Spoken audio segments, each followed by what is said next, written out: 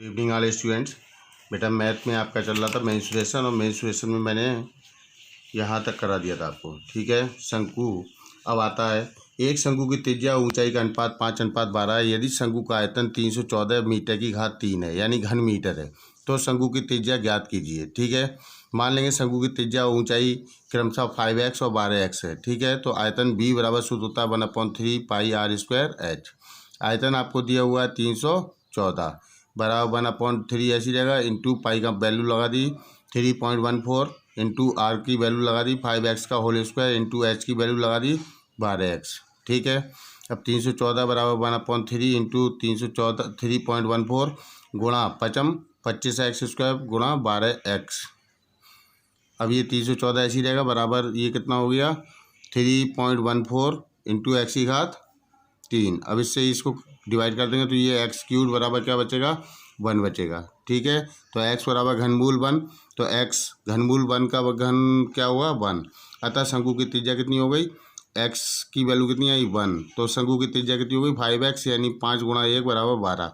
अगर इसमें पूछा जाता है ऊंचाई कितनी होगी तो 12x है हमारी, तो 12 गुणा 1 बराबर 12 मीटर। ठीक है, अब आता है एक लंबवृत्तीय शंकु के आधार का व्यास 8 सेंटीमीटर और ऊर्ध्वाधर ऊंचाई 6 सेंटीमीटर है। शंकु की तिर्यक ऊंचाई दशमलव के 2 स्थानों तक शुद्ध ज्ञात कीजिए।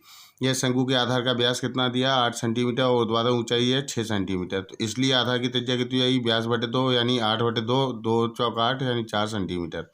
शंकु की तिर्यक ऊंचाई का सूत्र होता है L बराबर √h² plus r square. h square यानी ऊंचाई कितनी है 6 का होल स्क्वायर प्लस 4 का होल स्क्वायर यानी 6 36 प्लस 16 बराबर √52 किसका वर्ग होता है 7.21, यानी √52 का वर्गमूल निकाल लेंगे। ठीक है, अब नेक्स्ट आता है आपका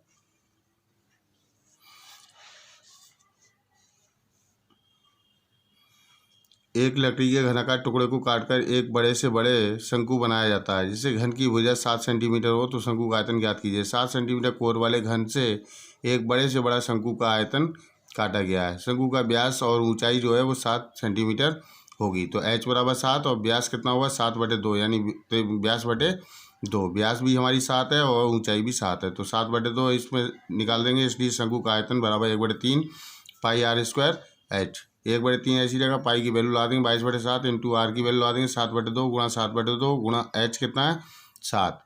तो इसकी वैल्यू लगाएंगे तो आप कितना हो जाएगा 7 से 7 कट गया, 2 से इसे काटोगे 11 आएगा, 3 से इसे काटोगे तो फिर इसकी गुणा करके और 3 से डिवाइड कर देंगे। ठीक है बेटा, ये आ गया आपका 89.83 सेंटीमीटर की घात 3।